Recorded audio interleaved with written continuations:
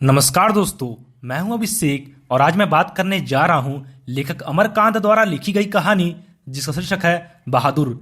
यह कहानी एक मध्यम वर्गीय परिवार के जीवन से संबंधित समस्याओं पर आधारित है।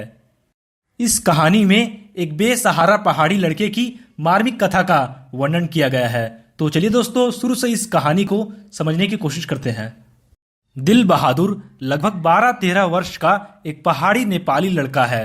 उसके पिता की मृत्यु हो चुकी है और उसकी माँ हमेशा उसे मारती पीटती रहती है, जिससे तंग आकर वह अपने घर से भाग जाता है और एक मध्यम वर्गीय परिवार में घरेलू नौकर के रूप में नौकरी करने लगता है। निर्मला, जो कि गृह स्वामिनी है, वह बड़ी उदारता के साथ दिल बहादुर के नाम से दिल शब्द हटाकर उसे सिर्फ बहादुर कहकर पुकारती है।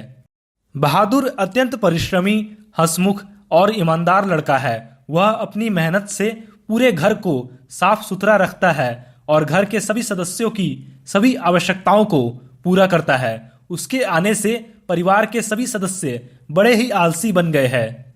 बहादुर इतना काम करने के बावजूद भी हमेशा हंसता रहता है।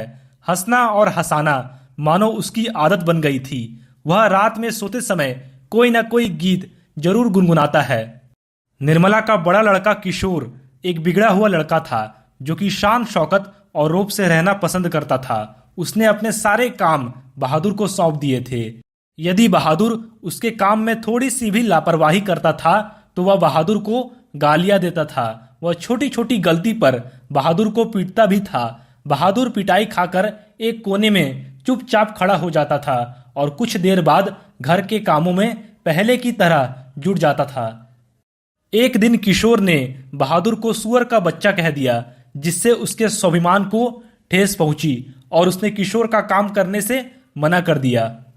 फिर लेखक के पूछने पर उसने रोते हुए कहा कि बाबूजी, भैया ने मेरे मरे बाप को क्यों लाकर खड़ा किया। इतना कहकर वह रो पड़ा।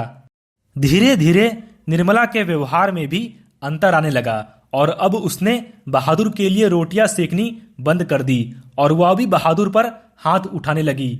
मारपीट और गालियों के कारण बहादुर से गलतियां और अधिक होने लगी। एक दिन निर्मला के घर उसके रिश्तेदार अपने परिवार के साथ आए। चाय नाश्ते के बाद बातचीत के दौरान अचानक निर्मला के रिश्तेदार की पत्नी ने अपने 11 रुपए घर में खो जाने की बात कही।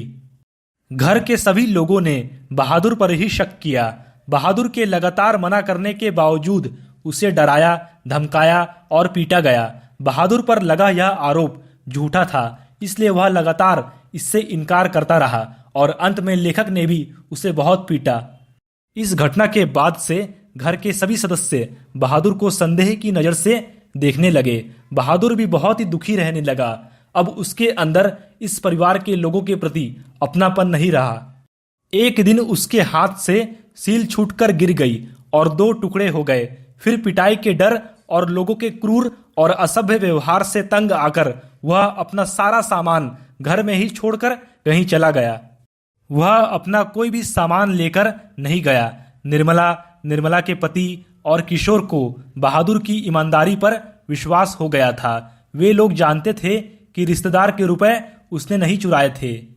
इसके बाद घर के सभी लोग बहादुर पर स्वयं द्वारा किए गए अत्याचारों के लिए पश्चाताप करने लगे। तो दोस्तों, इस वीडियो को लाइक और शेयर करके आप हमारा आत्मविश्वास बढ़ा सकते हैं और हमारे चैनल पर पहली बार आए हैं तो चैनल को सब्सक्राइब जरूर करें। धन्यवाद।